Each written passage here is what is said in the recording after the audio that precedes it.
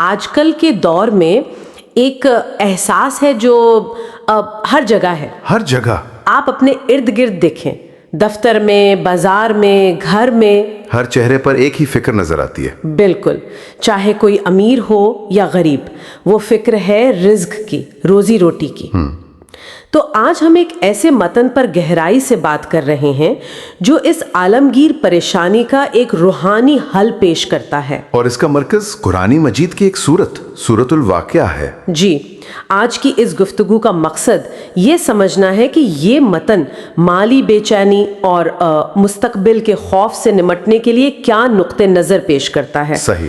تو چلیں اس کا جائزہ لیتے ہیں. اور دیکھیں، دلچسپ بات یہ ہے کہ یہ موضوع صرف مالیات کا نہیں ہے. جیسا کہ متن میں ذکر ہے، یہ سکون اور برکت کے ختم ہونے کے احساس سے بھی جڑا ہوا ہے. اچھا. یعنی ذریعہ مسئلہ کو صرف مہنگائی یا بے روزگاری تک نہیں رکھتا، بلکہ اسے ایک گہری روحانی بے چینی سے جوڑتا ہے. بالکل. یہ صرف پیسے کی کمی کا مسئلہ نہیں، یہ اطمینان کی کمی کا مسئلہ ہے. ایک ایسی کیفیت جسے آج کل ماہرین اسکیرسٹی مائنڈ سیٹ کہتے ہیں.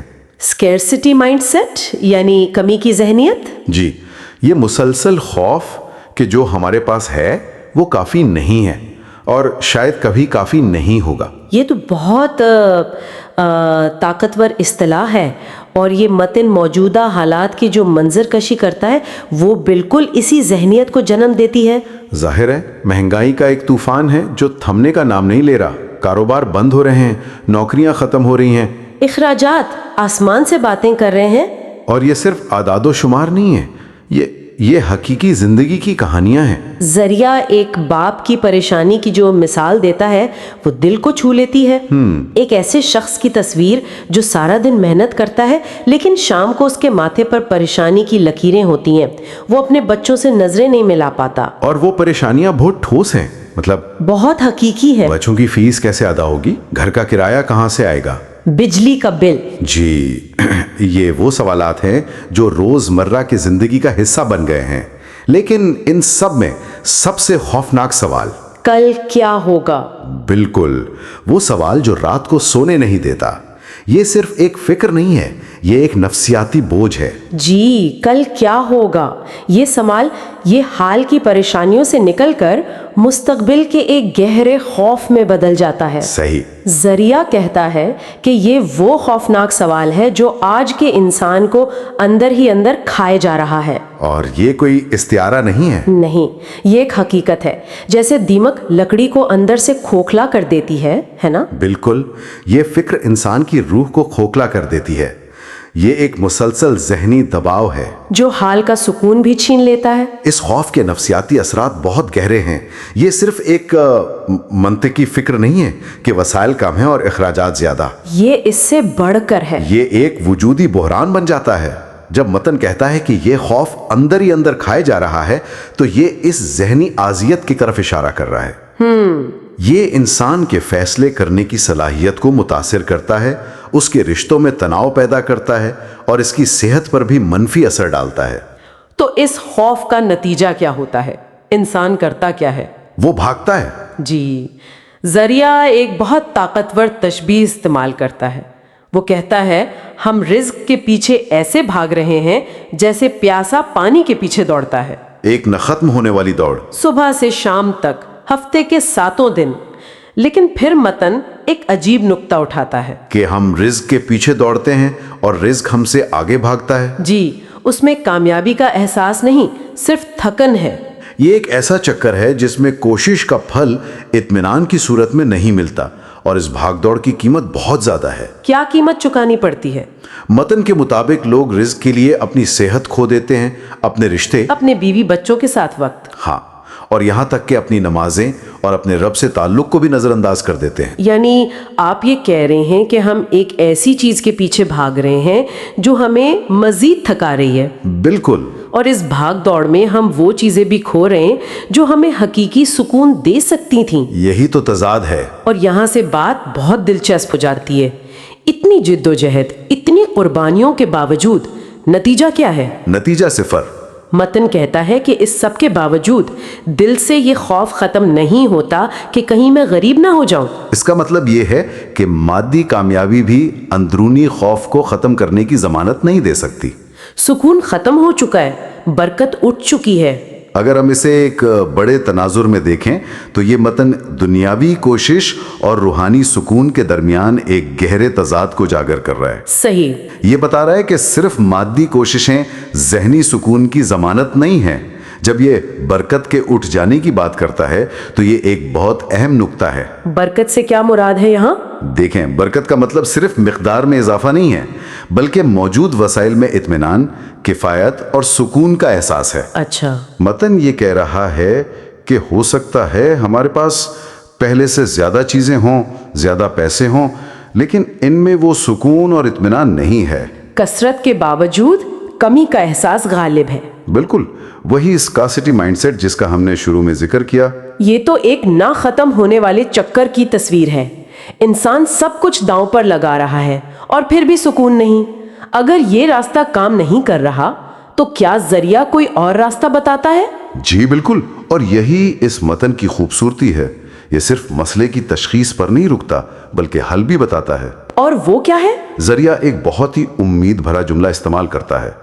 वो कहता है, जब जमीन के दरवाजे बंद नजर आने लगे, जब असबाब साथ छोड़ दें और जब मेहनत के बावजूद हाथ खाली रहें, तो समझ लेना चाहिए कि अब आसमान का दरवाजा खटखटाने का वक्त आ गया है। वाह, ये सिर्फ एक जुमला नहीं, ये ज़हनियत में एक मुकम्मल तब्दीली है। बिल्कुल, ये मायूसी के लम्हे को उम्मीद में बदलने की दावत है। और रूहानी दुनिया में इस रवैये को तवक्कुल कहते हैं, है ना? जी, तवक्कुल। और ये एक बहुत अहम तसव्वुर है। तवक्कुल का मतलब हाथ पर हाथ धरकर बैठ जाना नहीं, जैसा कि कुछ लोग गलत समझते हैं। हाँ, बल्कि इसका मतलब है अपनी पूरी इंसानी कोशिश इस्तेमाल करने के बाद नतीजे को अल्लाह पर छोड़ देना। ये बेबसी नहीं बल्कि यकीन का इजहार है। यकीन का इजहार है कि मेरी कोशिश महदूद है, लेकिन जिस पर मैं भरोसा कर रहा हूं उसके खजाने लामहदूद हैं। तो ये अपनी महदूदियत को तस्लीम करके लामहदूद जात से जुड़ने का नाम है। सही। और इसी मकाम पर जरिया कुरान की एक अजीम सूरत का तारुफ करवाता है, सूरतुल वाक़िया। मतन उसे इस तरह पेश करता है कि ये वो सूरत है जिसकी पनाह में आना चाहिए, और इसकी सबसे बड़ी पहचान, इसका लक़ब, जी, कि हमारे प्यारे आका हजरत मोहम्मद सल्लल्लाहु अलैहि वसल्लम ने उसे सूरतुल गनी फरमाया है, यानी मालदार कर देने वाली सूरत। ये नाम अपने अंदर एक बहुत बड़ा वादा समोए हुए हैं। सूरतुल गनी के लक़ब की अहमियत बहुत गहरी है। ये नाम खुद इस बात की निशानदही करता है कि ये सूरत सिर्फ गुर्बत के खात्मे के लिए नहीं, अच्छा, बल्कि खुशहाली और दौलत के हुसूल का एक फाल जरिया भी समझी जाती है।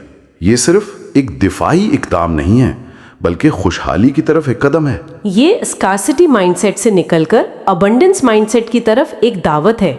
बिल्कुल, फरावानी की जहनियत ये उस यकीन की दावत है कि कायनात में वसाइल की कमी नहीं, बस हमारा उनसे ताल्लुक कमजोर हो गया है। लेकिन कुछ लोग ये कह सकते हैं कि सिर्फ एक सूरत पढ़ना अमली मसाइल का हल कैसे हो सकता है? ये एक बहुत अहम और जायज सवाल है। क्या ये सिर्फ एक नफ्सियाती तसल्ली नहीं? देखें, जरिया इस ताल्लुक को दो सतहों पर बयान करता है।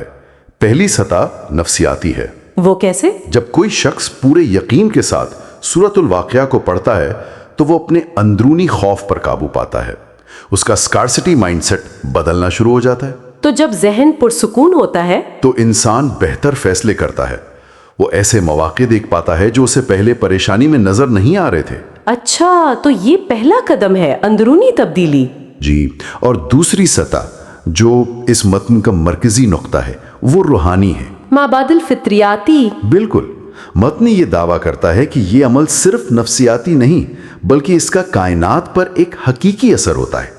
ये उस अकीदे पर मबनी है कि रिज़्क का हतमी मनबा अल्लाह की ज़ात है, और ये सूरत उस मनबा से जुड़ने का एक जरिया है। जब कोई शख्स इस सूरत को थाम लेता है, जैसा कि मतन में कहा गया है, तो वो खुद को इलाही मदद का अहल बना लेता है। और ये उम्मीद सिर्फ एक ख्वाहिश नहीं बल्कि एक जमानत पर मबनी है। जी, यही इस गुफ्तगू का मरकजी नुक्ता है। मतन में रसूल करीम सल्लल्लाहु अलैहि वसल्लम की तरफ से दी गई एक जमानत का जिक्र है कि जो उसे थाम लेगा, गुर्बत और फाका कभी उसके घर का दरवाजा नहीं देखेंगे। ये एक बहुत बड़ा और ताकतवर दावा है। थाम लेना ये सिर्फ जुबान से पढ़ने से ज्यादा गहरा मफहूम रखता है ना?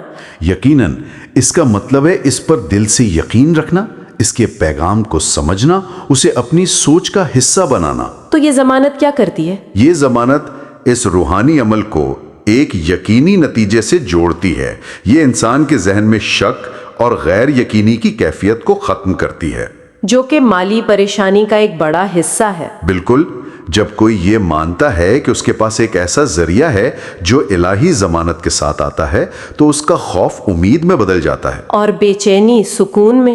جی، یہ عمل انسان کو بے بسی کے احساس سے نکال کر ایک ایسے دائرے میں لے آتا ہے جہاں امید موجود ہے۔ تو اس سب کا مطلب کیا نکلتا ہے؟ اس کا مطلب یہ ہے کہ یہ متن سورۃ الواقعہ کو صرف ایک دعا کے طور پر پیش نہیں کر رہا، نہیں، بلکہ ایک مکمل حل، ایک مکمل نظام کے طور پر۔ یہ ایک ایسا نسخہ ہے جو نہ صرف مالی مشکلات کو دور کرنے کا وعدہ کرتا ہے، بالکل، بلکہ اس خوف اور بے چینی کو بھی ختم کرنے کی بات کرتا ہے جو ان مشکلات کے ساتھ آتی ہے۔ یہ رزق کے حصول کے لیے صرف بھاگ دوڑ پر انحصار کرنے کے بجائے توکل اور یقین کا راستہ دکھاتا ہے۔ اور یہ نقطۂ نظر مادی اور روحانی دنیا کے درمیان ایک پل کا کام کرتا ہے۔ یہ نہیں کہتا کہ دنیاوی کوششوں کو ترک کر دیں، نہیں، اسلام میں محنت کی بہت عظمت ہے۔ بالکل، لیکن یہ کہتا ہے کہ جب وہ کوششیں اپنی حد کو پہنچ جائیں تو مایوس ہونے کی ضرورت نہیں، کیونکہ ایک اور دروازہ ہے جو ہمیشہ کھلا رہتا ہے۔ یہ بھاگ دوڑ کو عبادت میں بدل دیتا ہے۔ جب نیت یہ ہو کہ میں اپنی کوشش کر رہا ہوں اور نتیجہ میرے رب کے ہاتھ میں ہے۔ تو آج کی اس شدید مالی پریشانیوں کے دور میں یہ متن ایک متبادل راستہ دکھا رہا ہے، ایک ایسا راستہ جو صرف بینک اکاؤنٹ کو نہیں بلکہ دل اور روح کو بھی بھرنے کی بات کرتا ہے۔ صحیح۔ یہ رزق کے لیے دنیاوی بھاگ دوڑ سے توجہ ہٹا کر سورۃ الواقعہ کے ذریعے ایک روحانی تعلق اور توکل پر زور دیتا ہے۔ یہ کہتا ہے کہ جب زمین کے دروازے بند ہوں تو آسمان کا دروازہ کھٹکھٹانا چاہیے، اور سورۃ الواقعہ وہ کنجی ہے جو اس دروازے کو کھول سکتی ہے۔ بالکل۔ اور آخر میں یہ متن ہمیں ایک بہت گہرے خیال کے ساتھ چھوڑ جاتا ہے۔ یہ مادی رزق کو روحانی عمل سے جوڑتا ہے۔ یہ ہمیں اس بات پر غور کرنے کی دعوت دیتا ہے کہ کسی شخص کی روحانی حالت یا اندرونی سکون اس کے مادی حالات سے قطع نظر خوشحالی کے بارے میں اس کے تصور پر کس طرح اثر انداز ہوتا ہے۔ یہ سوچنے پر مجبور کرتا ہے، جی، کہ حقیقی دولت شاید صرف وہ نہیں ہے جو ہم گن سکتے ہیں، بلکہ وہ سکون اور یقین ہے جو ہم اپنے اندر محسوس کرتے ہیں۔